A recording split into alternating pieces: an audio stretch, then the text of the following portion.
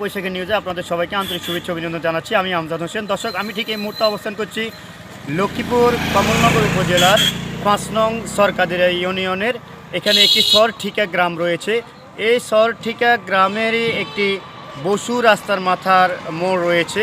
সেই রাস্তার মাথার মোড়ে একটি ভুলুয়া নদীর যে ভুলুয়া নদীর ব্রিজ রয়েছে, সে ভুলুয়া নদীর ব্রিজটি করা হয়েছে প্রায় গত 6 মাস আগে। লক্ষ্মীপুর জেলা এলজিইডির অধীনে এই ব্রিজটির কাজ হয়েছে 6 মাস আগে। এই ব্রিজটির কাজ করেছেন ঠিকাদার ফিরোজ অঙ্গসভার মালিক, যিনি এই ব্রিজটির কাজ করেছেন। এখানে এই বৃষ্টির 6 মাস না যেতে এখন বৃষ্টির বেহাল অবস্থা। এখানে স্থানীয়রা আমাদের কাছে অভিযোগ জানিয়েছেন যে দেখুন এই বৃষ্টির এখন কি অবস্থা।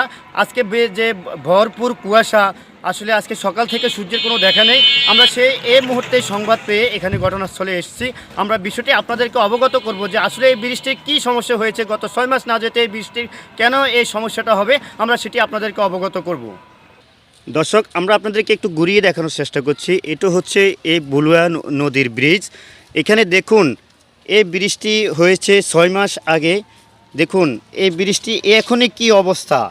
এখানে যে পরিমাণে গর্ত হয়েছে, যে কোনো সময় দুর্ঘটনা ঘটতে পারে, যে কোনো সময় বড় ধরনের দুর্ঘটনা ঘটার আশঙ্কা রয়েছে। আমরা আপনাদেরকে একটু ঘুরিয়ে দেখানোর চেষ্টা করছি আসলে ব্রিজের কোথায় কোথায় সমস্যা রয়েছে। এই যে দেখুন কত বিশাল গর্ত। এখানে যে কোনো সময় মারাত্মক বড় ধরনের দুর্ঘটনা ঘটতে পারে। আমরা আপনাদেরকে ব্রিজের যে নেম প্লেট রয়েছে, সেই নেম প্লেটটা একটু বড় করে দেখানোর চেষ্টা করছি। দেখুন এখানে লেখা আছে কাজের নাম 60 মিটার আরসিসি গার্ডার ব্রিজ নির্মাণ, প্রকল্পের নাম জিএনপি 3। এখন এখানে নির্মাণ সন 2024 খ্রিস্টাব্দ, বাস্তবায়নে এলজিডি লক্ষ্মীপুর। দেখুন এই এলজিডির অধীনে এখানে কয়েক কোটি টাকার ব্যয়ে এই ব্রিজটি করা হয়েছে। দেখুন এই ব্রিজের নিচে যে মাটি দেওয়ার কথা, জিও ব্যাগ দেওয়ার কথা, সে জিও ব্যাগ সঠিকভাবে দেওয়া হয়নি।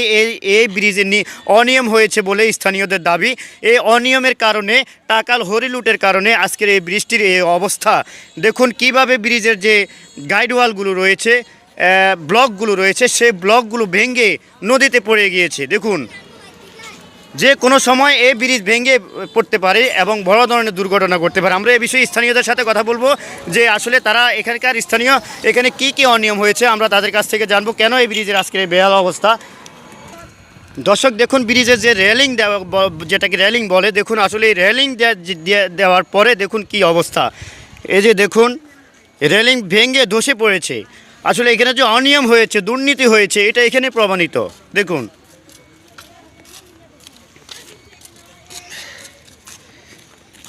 দেখুন ব্লকগুলো, ব্রিজের চতুর্পাশে যে ব্লকগুলো বসানো হয়েছে সেগুলো যে দুর্বল অবস্থায় আছে। দেখুন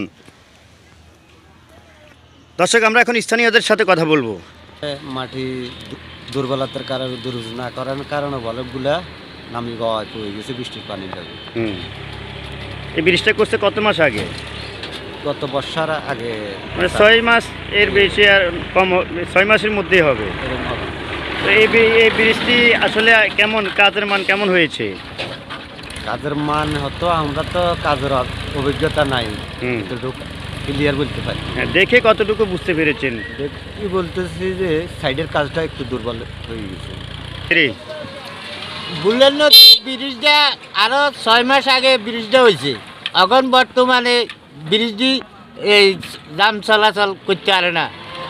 এই যে মেন রোড ব্রিজের থেকে আরও 2 ফুট নিচে হয়ে গেছে রোড, এই পর্যন্ত লাগাত। এখনও কিছু কালফিটিং করতে পারে না। এই ব্রিজটির কি এখন কি অবস্থায় আছে? এখন তো মনে করেন না, দুর্গ অবস্থায় আছে। দর্শক আপনারা শুনলেন, দেখুন এই যে রাস্তা থেকে ব্রিজের প্রায় 1.5 থেকে 2 ফুট মানে রাস্তা ডাউন হয়ে গেছে, নিচের দিকে ঢেবে গেছে। এর কারণ হচ্ছে কাজ নিম্নমানের হয়েছে বলে এখানে পথচারীদের, স্থানীয়দের দাবি।